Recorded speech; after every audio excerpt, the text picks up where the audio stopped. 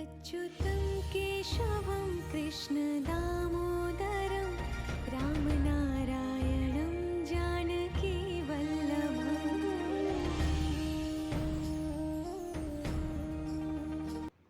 Hare Krishna, welcome to this session. So many of my friends in my college and in my locality, so they are addicted to marijuana, cannabis, weed. So they often quote Lord Shiva. So Lord Shiva takes weed, he gets stoned by all these drugs, and he gets enlightened. So we have seen many agoras in Himalayas, many devotees of Lord Shiva take weed, and they get high, and they get high using these weeds. So they often quote Lord Shiva, and they support they have weeds, and they support by this act. So that is a very valid point. Okay, according to them, that is a valid point. Lord Shiva takes weed. Well, what is the point? We can also have weed, marijuana, cannabis. So we can also have these drugs. That is a valid point. So in this regard, I want to tell one small story. So the Devatas and Asuras, they had a small conflict with each other, and in that conflict the Asuras won, and the Devatas lost.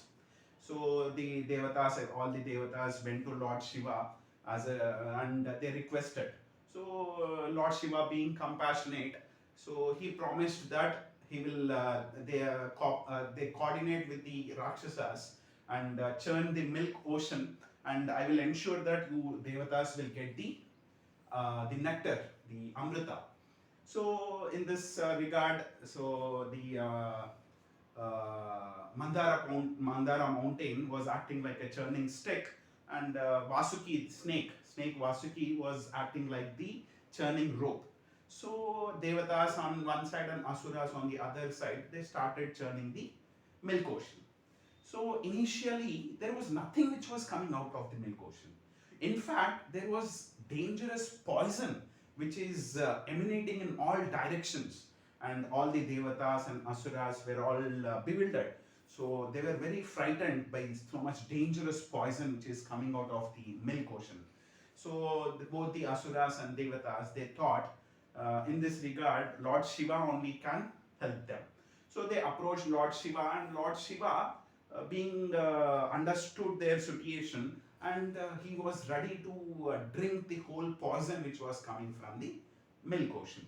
So these are the two instances: Lord Shiva taking weed and Lord Shiva taking poison. So there is a light thing which we have to understand.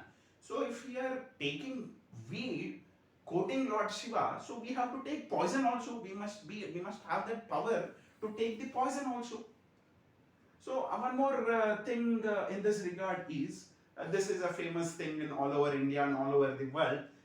So all the youth, especially the youth, so they try to quote Lord Krishna. Lord Krishna has 16,000 wives. So what is the harm if I maintain some illicit relationship, any premarital relationship with any girl or boy? So what is the harm? They try to quote this. So this is natural. This is natural. There is no harm in quoting those things. That is obviously so. If God is maintaining so many wives, what is the harm? That is a valid point. So in this regard, what is the clarity? What scriptures has to tell is, the 16,000 wives Krishna has married, those were all daughters of great kings. All these 16,000 girls were kidnapped by Bhaumasura, the demon Bhaumasura, and in those days, if a girl is out of the house for 1-2 days, they used to consider her impure, and there was no person who will be marrying that girl. So Lord Krishna understood all those 16,000 girls' situation and married them out of compassion. And one more important thing is, he not even married those 16,000 people. He maintained them in individual big palaces. So nowadays you can know if one person is married to one girl or boy, and it is very difficult to satisfy them. So it is very difficult to maintain the family. Now, the maintaining a family itself is a very burden.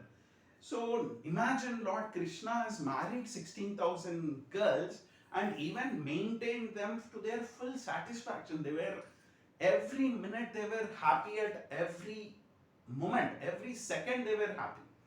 And yeah, so basically all the youth, they quote Lord Krishna. So what is the harm if Lord Krishna himself has 16,000 wives, and and what is the harm in the youth having premarital affairs or illicit affair, or so what is the harm is what, that is a valid point. So in the same regard, so Lord Krishna has lifted Govardhana hill. Out of the two hands, the weakest is the left hand, and in the hand, the weakest finger is the little finger. So Lord Krishna has lifted the Govardhana hill with the weakest hand, with the weakest finger.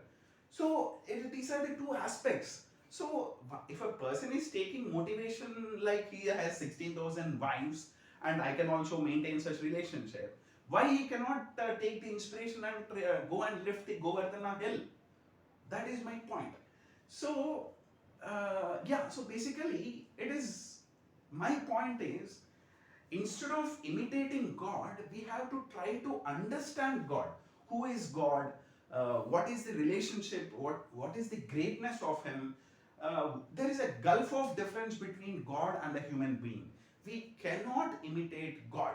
So just now I quoted two examples.